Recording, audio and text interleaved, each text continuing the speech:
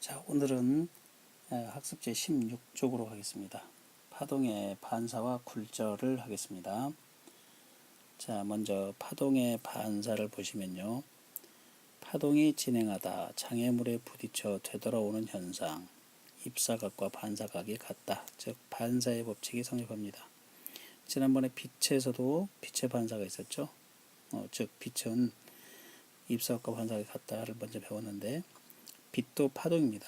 전자기 파라는 전자기 파동. 자, 그럼 여기 사진을 보면서, 그림을 보면서 다시 한번 이해를 하도록 하겠습니다. 자, 파도가 이렇게 파도가 평면파라고 하는데, 이런 파도가 옵니다. 여기에 벽을 비스듬하게 놓았습니다. 벽을. 그랬더니 여기 벽에 맞은 파도가 이쪽으로 이렇게 옵니다. 직각으로 꺾여서. 자, 그래서 이렇게 파도가 오고 있는 거죠.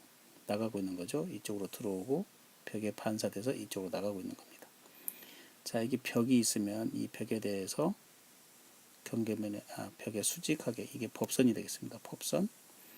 자, 그러면은 여기가 입사각, 여기가 반사각. 입사각과 반사각은 같다. 뭐죠? 반사의 법칙이 됩니다. 자, 그 다음 파동의 반사 이용, 돌고래와 박쥐, 초음파를 발생시켜 반사되어 오는 것으로 물체를 식별한다고 합니다. 자, 여기 화면을 한번 볼까요? 자, 고래가 보이시죠? 자, 이 고래가 초음파를 발생시키는데, 원래 초음파는 우리 귀에 안 들려야 됩니다. 자, 그러나 우리 귀에 들리게끔 그 초음파 진동수를 약간 낮췄다고 합니다. 우리 지금 듣고 있는 겁니다. 아주 높은 소리가 나옵니다. 아주 높은 주파수. 네, 들으셨죠? 자, 그 다음에 박쥐에 대한 초음파를 보겠습니다. 어둠 속에서도 박쥐가 먹이를 사용할 수 있는 건 바로 초음파 덕분입니다. 네, 박쥐처럼 초음파를 날려서 주변 사물을 감지할 수 있는 장치를 해외 연구팀이 개발했습니다. 이성규 기자가 취재했습니다. 칠흑 같은 어둠. 박쥐가 하늘을 가르며 먹이를 낚아챕니다. 어둠 속에서 박쥐의 눈 역할을 하는 것은 바로 초음파. They can figure out where the obstacles are. They can figure out where food is. And they do all this, of course, in the dark. 박쥐가 날린 초음파는 여러 물체에 부딪힌 뒤 반사돼 박쥐에게 돌아옵니다.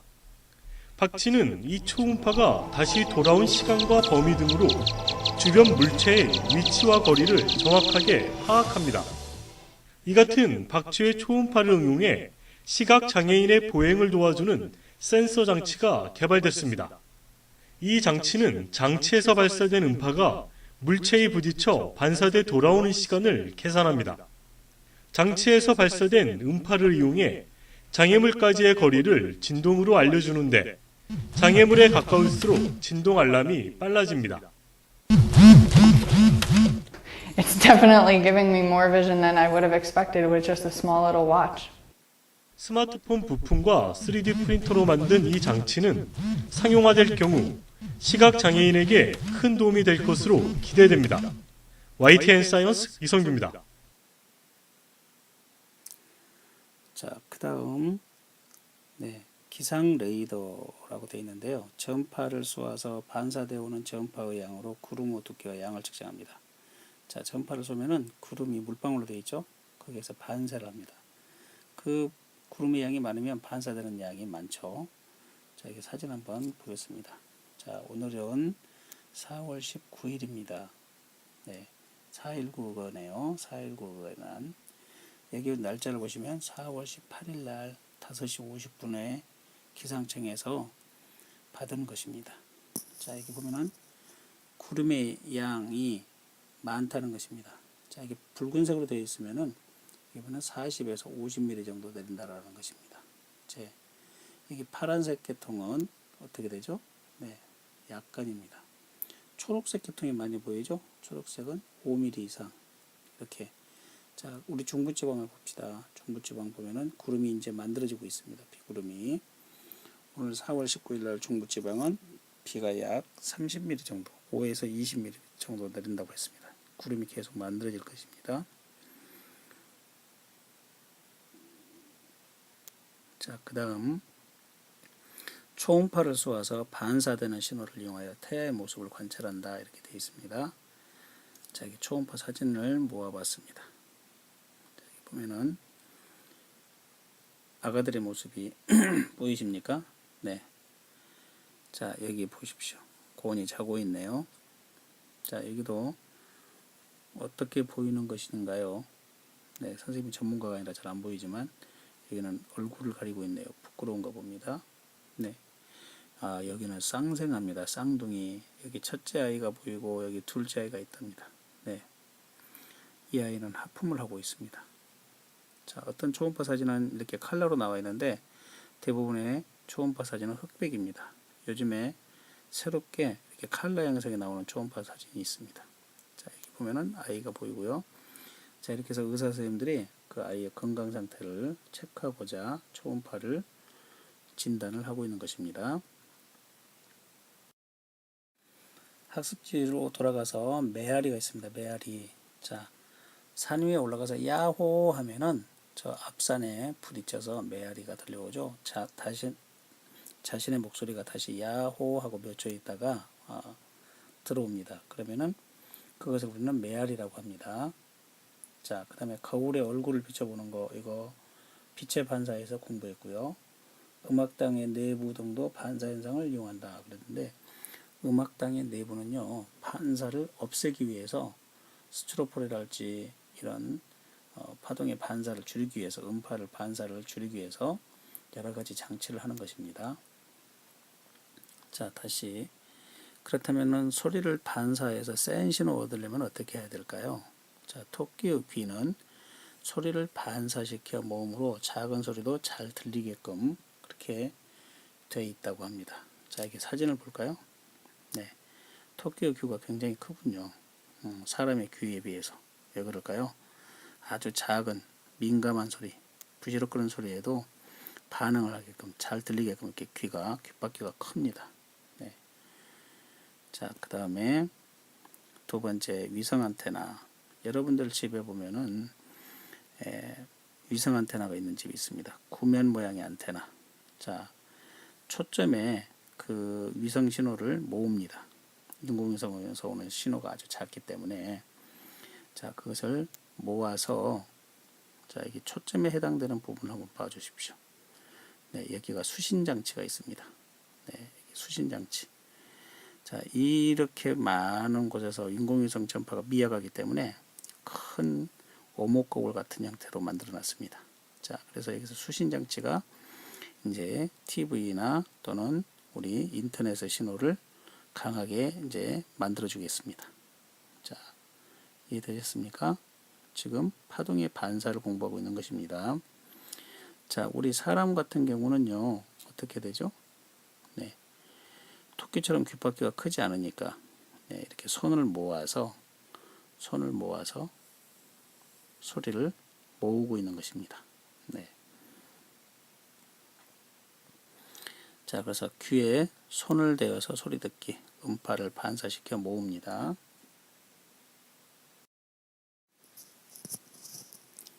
자, 물결파를 통해서 반사파, 굴절파를 공부하도록 하겠습니다.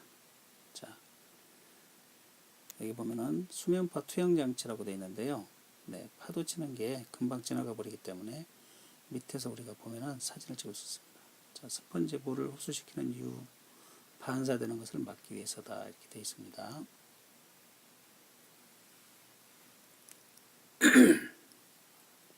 자, 아래에서 보면 이렇게 무늬가 나타나죠. 물결 무늬가. 자, 평면파를 일으키면서 화면 앞에 볼록한 물체를 갖다 댔습니다. 자, 반사파를 봐야 되기 때문에요. 자, 반사파를 보고 있습니다. 자, 여기서 보면은 이쪽에서는 지금 들어오는 파고요. 반사되는 파가 이런 형태로 지금 나가고 있습니다. 잔물결이. 자, 그 다음 오목한 물체를 갖다 대보고 있습니다. 자, 어떤 형태가 나왔습니까?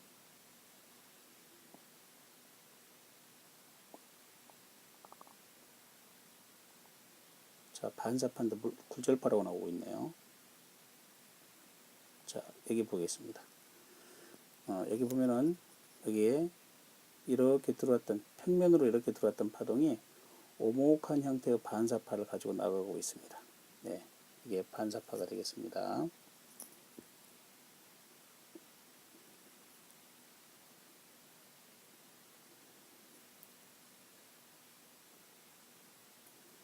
자, 그럼 파동의 굴절을 공부하도록 하겠습니다. 자, 파동의 굴절은 파동이 진행하다가 매질의 서로 다른 경계면서 진행 방향이 꺾이는 현상인데요. 속력이 느려질수록 굴절각이 작다. 빛에서도 누누이 이야기했습니다. 자, 수면파 역시 파동입니다. 빛도 파동이고요.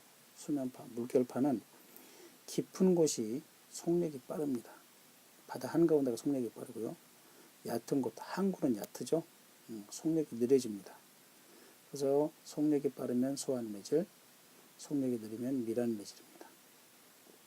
자, 그러면은 깊은 곳에서 바다 한가운데서 파도가 쳐서 우리 항구 쪽으로 옵니다. 얕은 곳으로 진행하면은 속력이 감소합니다. 우리 학습지에 감소가 적어져 있습니다. 가로에 쓸 필요가 없습니다. 속력이 감소, 파장은 짧아집니다. 자, 파장이 짧아짐으로 속력이 감소하는 것입니다. 사실은. 자, 진동수는 변하지 않습니다. 자, 진동수는 왜 변하지 않느냐? 다른 건 다 변하는데, 자, 도레미파솔라시도가 진동수입니다.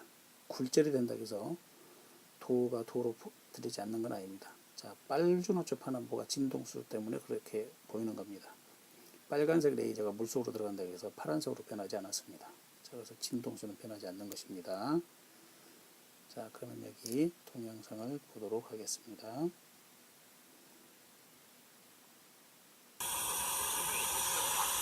수조의 이쪽이 얕은 부분, 그리고 이쪽이 깊은 부분입니다.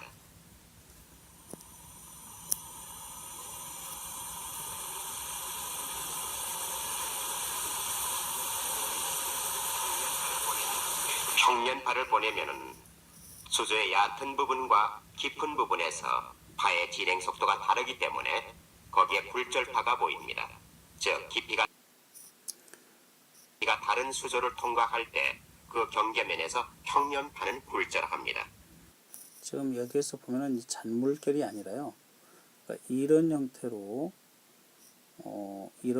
왔던 파가 이런 형태로 이렇게 꺾여져 가는 것을 볼 수 있었습니다. 네.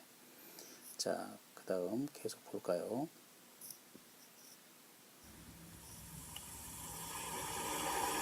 파의 반사를 이용한 것에는 고기 잡는 데 쓰이는 어군 탐지기가 있습니다.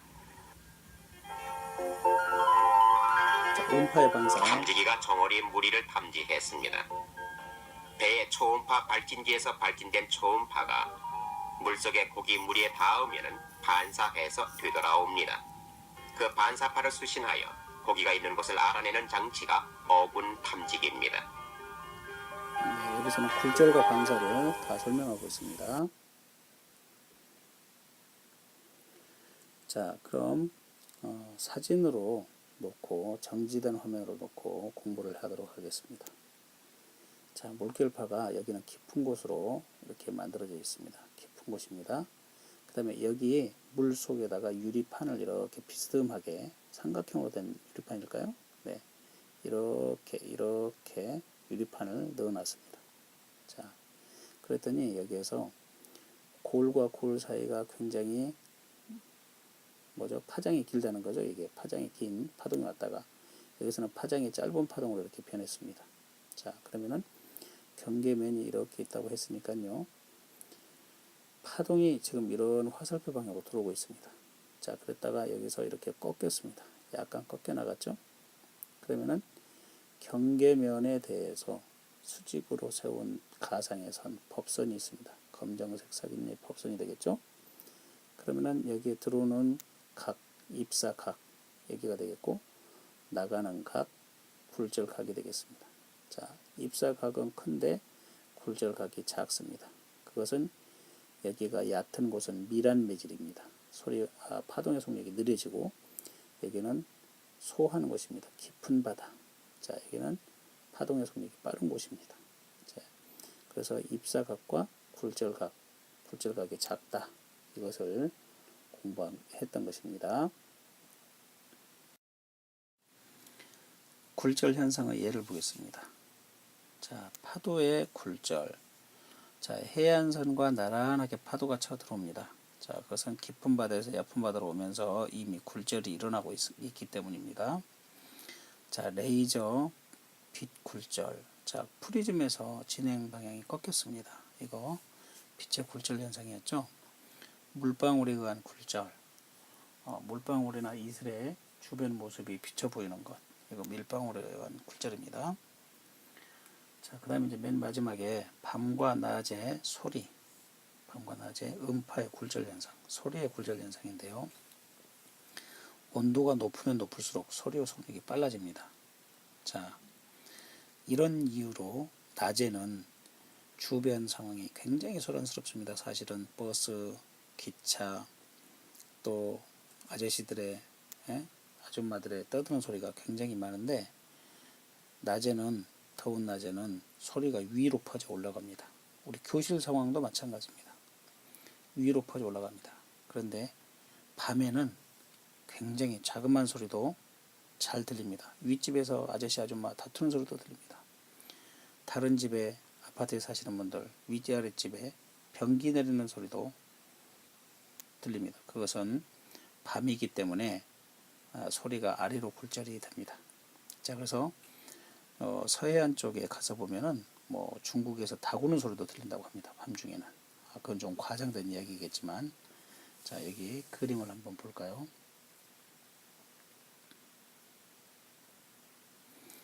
자, 여기 낮과 밤의 상황을 보시겠습니다. 먼저 낮을 볼까요? 자, 아무리 시끄럽게 떠들어도 소리가 상공으로, 공기 중으로 위로 올라가 버립니다. 위로 굴절합니다. 왜냐하면 여기는 온도가 높고 여기는 온도가 낮은데 이쪽으로 이렇게 퍼져서 올라갑니다. 그래서 별로 소란스럽지 않습니다. 밤에는 조그만 부스럭거리는 소리도 들립니다. 자, 여기 보십시오. 윗집에 다투는 소리도 들립니다. 아기 울음 소리도 들립니다. 옆집 상황도 압니다. 그것은 밤에는 여기는 온도가 낮고 여기는 온도가 높습니다. 그래서 온도가 낮은 쪽으로 굴절해 버립니다. 자, 그래서 기차의 기적 소리랄지 이런 게 들리고요. 자동차에 지나가는 소리도 굉장히 크게 들립니다. 그것은 밤에는 땅 쪽으로 굴절이 일어나고 낮에는 하늘 쪽으로 굴절합니다. 자, 이거 잘 알아놓으시기 바랍니다. 그럼 오늘 여기까지 하고요.